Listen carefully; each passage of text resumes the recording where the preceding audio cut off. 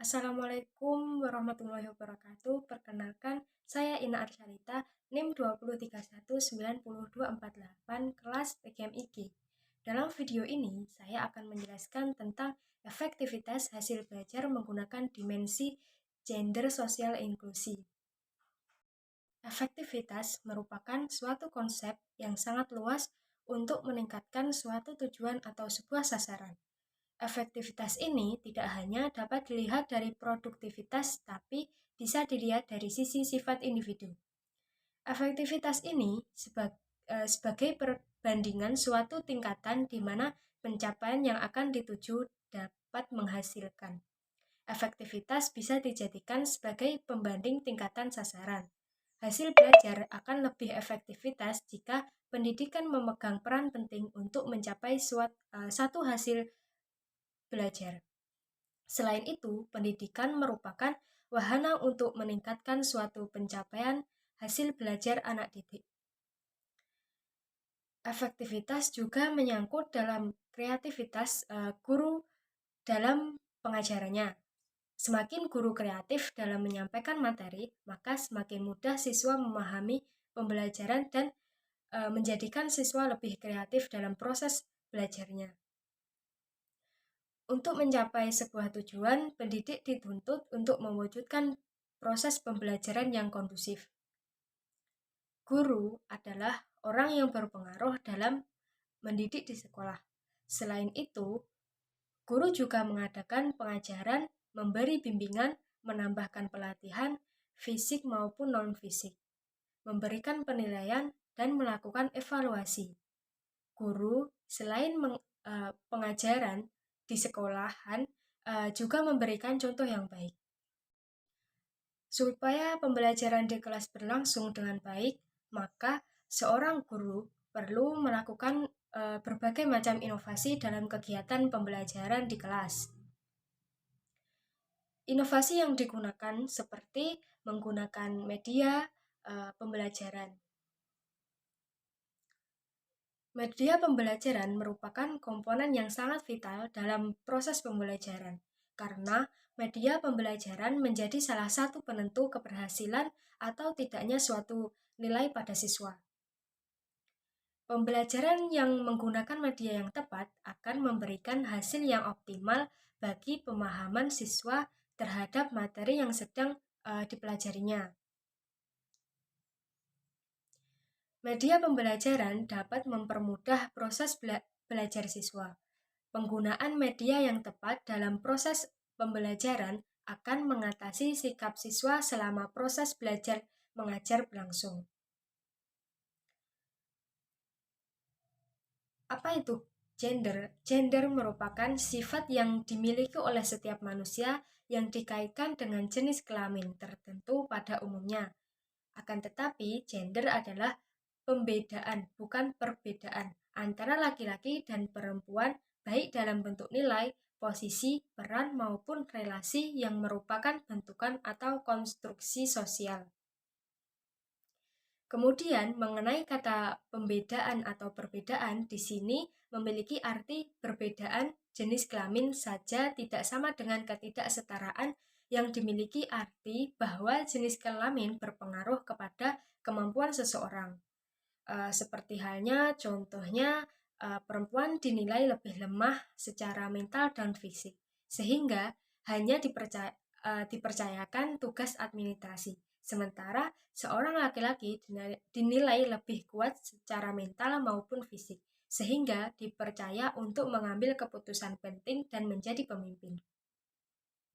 Sehingga mempelajari gender menjadi penting untuk mengidentifikasi kemungkinan diskriminasi gender antara peran perempuan dan laki-laki, sehingga kesetaraan peran, status, dan hak di antara keduanya dapat menjaga. Jadi, meskipun seorang perempuan tetap diperbolehkan untuk menjadi seorang pemimpin, dan sebaliknya, seorang laki-laki juga bisa menjadi chef atau ahli masak dan juga seorang sekretaris. Hal ini seringkali dikaitkan dengan interaksi sosial. Interaksi sosial adalah subjek yang dipelajari dalam banyak ilmu sosial.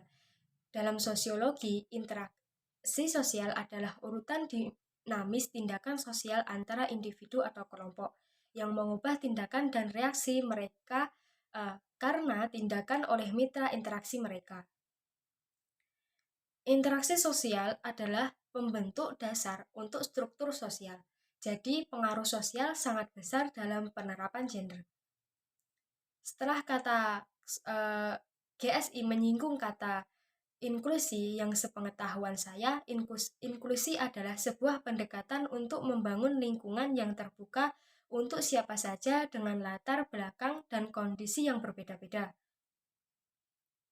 Dari pengertian sederhana tersebut, sudah dapat kita ketahui bahwa inklusi sendiri mengandung unsur-unsur gender. Kemudian mengenai inklusi dalam pendidikan yang akan saya bahas di sini, mungkin masih sedikit orang yang mengetahui mengenai inklusi dalam pendidikan ini.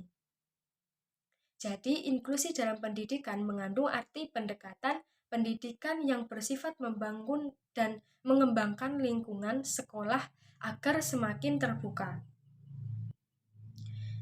Wujud dari keterbukaan tersebut diantaranya adalah dengan menerima anak berkebutuhan khusus sebagai siswa didiknya.